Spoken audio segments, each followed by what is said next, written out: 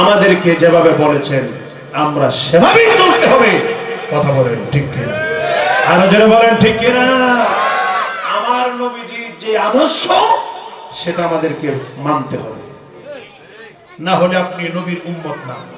যদি আপনি বলেন যে না আমার নবীর আদর্শ আমি মানি না, কোরআনের বিধান আমি মানি না, তাহলে আপনাকে অমুসলিম হিসাবে সমাজে থাকতে হবে।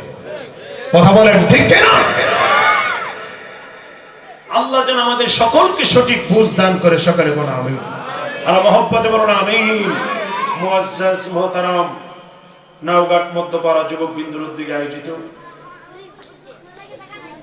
নবম বার্ষিক সুন্নি মহাসম্মেলনের সম্মানিত সভাপতি হযরত মাওলানা মুজিবুর রহমান সাহেব, খতিব নাওঘাট মধ্যপাড়া জামে মসজিদ, সকলে বলুন মারহাবা।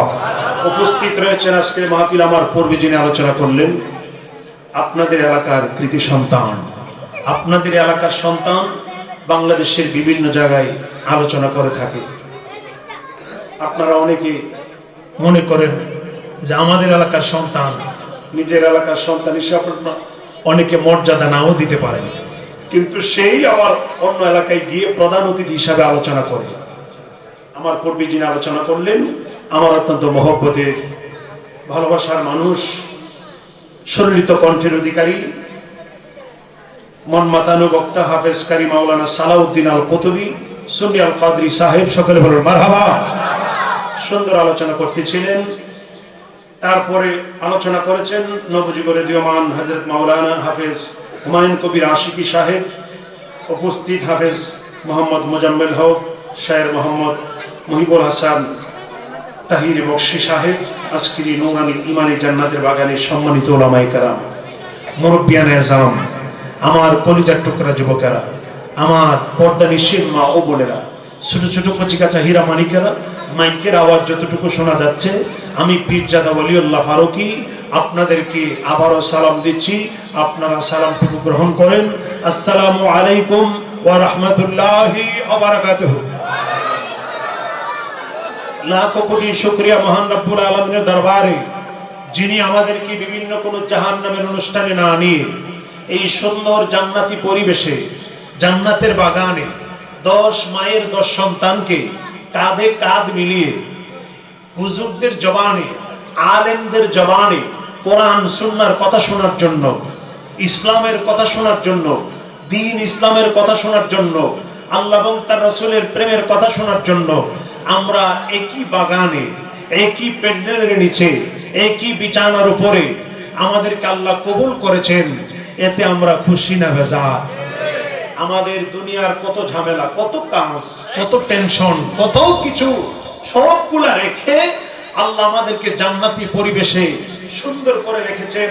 আমি আপনাদের কাছে এখানে জানতে চাই, আপনারা এখানে জ্ঞানী গুণী লোকেরা আছেন, আপনাদের এলাকা সালিশি করেন, আপনারা এলাকার নেতৃত্ব দেন, এমন নেতৃস্থানীয় লোক আপনারা এখানে আছেন। আমি বলতে চাই, যদি এখানে মাহফিল না হইতো, যদি এখানে প্যান্ডেল না হতো, স্টেজ না হতো, আর এতগুলা আপনারা শ্রোতারা যারা আছেন, আমার মুরব্বীরা, যুবকেরা যদি বসে অন্য কোনো মিটিং এ বা অন্য কোনো সালিশে, যদি অন্য কোনো মজলিসে যদি বসতে, তাহলে কতজনে কত কথা বললো আর কত দরবার যে হইতো। কথা কোন ঠিক কিনা?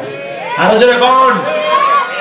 এমত আরেকজনের ওই মত, আরেকজনের ওই মত, এই বিচার আমি মানি না, এই কথা আমি মানি না, আমার একটা অভিমত ছিল, আমার কথা না মানলে হবে না, এইরকম ভাবে আমরা কত কিছু বলি, কত দরবার, কত কিছু। কিন্তু আজকে জান্নাতি পরিবেশে আলেমদের জবানে কথা শোনার জন্য আপনারা সবাই বসলেন। কত সুন্দর মৌচাকের মতন, মধু পোকার মতন মধু আহরণ করতে এসেছেন।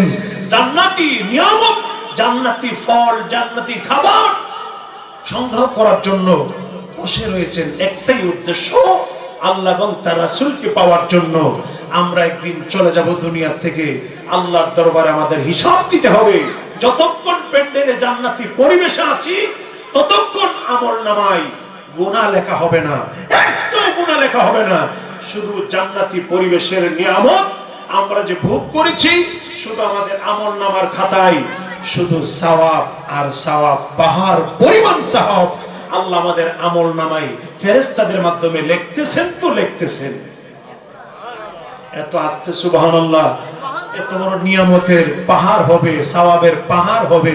সুবহানাল্লাহর আওয়াজ মন মতো হইল না, মহব্বতে বলুন এখনো সবাই বলেন নাই। যারা চেয়ারে আসেন, চেয়ারে যারা বসা আছেন আপনারা একটু জোরে বলবেন, যেহেতু আপনারা একটু আরামে আছেন নাকি।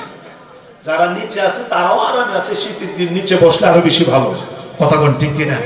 নিচে বসলে আরো আরামের। তাহলে জবান খুলে একই উচ্চ স্বরে একদম শেষের ব্যক্তি সহকারে শুকর কালিমাতু শুকর আদায় করি আল্লাহর দরবারে, মহব্বতে বলেন আলহামদুলিল্লাহ। জবান খুলেন নাই সবাই, আরেকটু বলেন আলহামদুলিল্লাহ। অনেকে আছে চাদর রুমাল মুখে পেঁচায় রাখছে, জবান খুলে না, আওয়াজ চুরি করে আওয়াজ। আপনাদের কাছে অনুরোধ, আওয়াজ যদি কেউ চুরি করেন, চুরের পিছনে কিন্তু ডাকাত আছে, আসেনি? কথা বলেন আছে কিনা? চুরের পরে কিন্তু ডাকাত আছে, আসেনি? এক মহিলা তাহাজ্জুদ নামাজ পড়ার জন্য উঠছে, রাত্র বাজে 3টা। কয়টা? রাত্র 3টা বাজে তাহাজ্জুদ নামাজ পড়ার জন্য উঠেছে। হঠাৎ করে টের পেল তার ঘরের ভিতরে চোর ঢুকতেছে। হিট করে এই ঘরের ভিতরে ঢুকা দরজা জানালা আস্তে আস্তে খুলতেছে চোরায়। মহিলা কয় আমার স্বামী বাড়িতে নাই, আমার উপযুক্ত ছেলেও বাড়িতে নাই, আমি যদি চোরকে ধরতে যাই তাহলে এখানে আমার পর্দা নষ্ট হবে। আমি চোরের ধরতে গেলে চোর আমাকে আমার কাছ থেকে ছুটে যাওয়ার জন্য, সেজন্য আমার পর্দা নষ্ট হবে। না, এটা হতে পারে না। দোয়া উঠাইলেন, আল্লাহ, হাত তুললেন, আল্লাহ এই চোরের বিচার তুমি কইরো, আমি কিন্তু একা, আমি কিভাবে চোরকে ধরবো, তুমি তার শাস্তির ব্যবস্থা করো। তাহাজ্জুদ নামাজের দোয়া তো সাথে সাথে কবুল। সাথে সাথে এই বাড়িতে 10 জন ডাকাত এসে, কয়জন? জোরে কয়টা? কয়জন? 10 জন ডাকাত আইসা দেখতেছে চোরায় দরজা দিয়ে উঠি দিতেছে, আবার জানালা দিয়া। তো 10 জন ডাকাত মনে করছে হে ওই বাড়িওয়ালা। কি ওয়ালা? হে ওই বাড়িওয়ালা, বান হেরে পিছা। 10 জন ডাকাত ধরে পিছনে হাত পিছনে বাঁধে আর কয় আলমারির চাবি দে। কি দে? কথা বল, কি দে? আলমারির চাবি দাও। আমি চোর, আমি চুরি করতে আসছি। কোনা তুই মালিক? চোরাই করে আমি চোরা, ডাকাতে কোনা তুই মালিক, আলমারির চাবি দে। মহিলা নামাজের অবস্থায় পশ্চিম দিকে তাকানো। মহিলা কয় যেহেতু ডাকাত আয়সা চোরারে বাড়িওয়ালা বানাইছে, আমিও তারে বাড়িওয়ালা বানায় ফাঁসাই দিই। মহিলা পশ্চিম দিকে হাত তুলে কইতেছে এত মায়ের খাওয়ার দরকার কি? এত কইরা বলতেছে এরা চাবি দিয়ে এনে নেবে, চাবি দিয়ে দেন।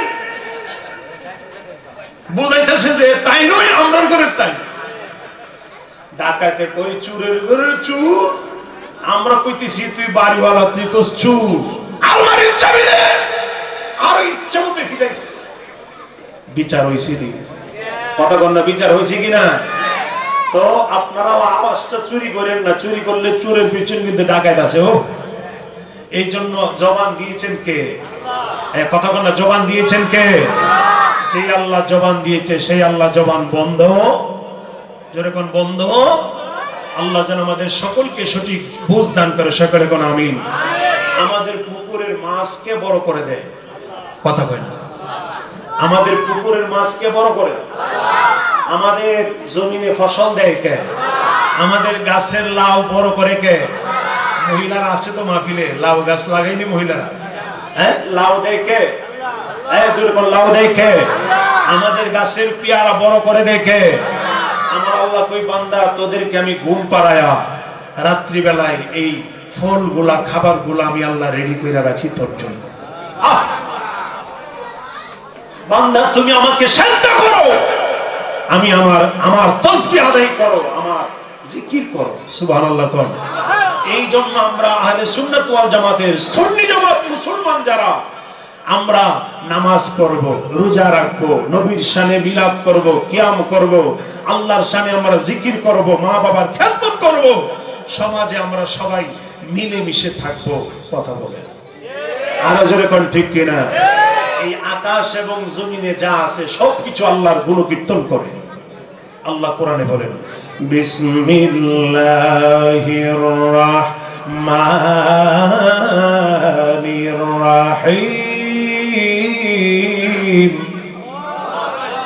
কোরআন তেলাওয়াত করলে বড় করে আমরা হাত দিয়ে ইশারা করলে আপনারা জোরে করে আল্লাহু আকবার সুবহানাল্লাহ বলে দিবেন, পারবেন না? যতবার বলবেন ততবার নেকের পাহাড় আপনার আমলনামায় চলে আসতেছে। যতবার বলবেন, যতবার বাড়িতে থাকলে এতবার তাসবিহ পড়লেন না, তাহলে লস। যারা আসে নাই তারা কি লসে আছে নাকি লাভে আছে? কথা কোনা লসে না লাভে? আমরা যারা এসেছি আমরা লাভবান নাকি লসে আছে?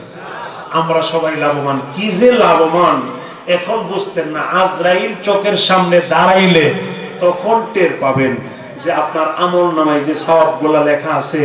মাহফিলে বসায় রয়েছেন, আপনার ওই যে সুন্দর করে আপনার সামনে ফেরেশতারা তুলে ধরবে, আপনি মাহফিলে বসা, সুবহানাল্লাহ। সুন্দর করে ফেরেশতারা তুলে ধরবে, আপনি মসজিদে বসা। সুন্দর করে ফেরেশতারা তুলে ধরবে, আপনি ভালো কাজে যাচ্ছেন, ভালো কাজ করার জন্য হাঁটতেছেন, ভালো কাজ হাত দিয়ে করতেছেন, জবান দিয়ে করতেছেন। এই সবগুলা রেকর্ড আপনার সামনে ফেরেশতারা তুলে ধরবে ওই দিন যেদিন আজরাইল সামনে চলে আসবে। এরপরও আসতে সুবহানাল্লাহ। বিসমিল্লাহির রাহমানির রাহিম।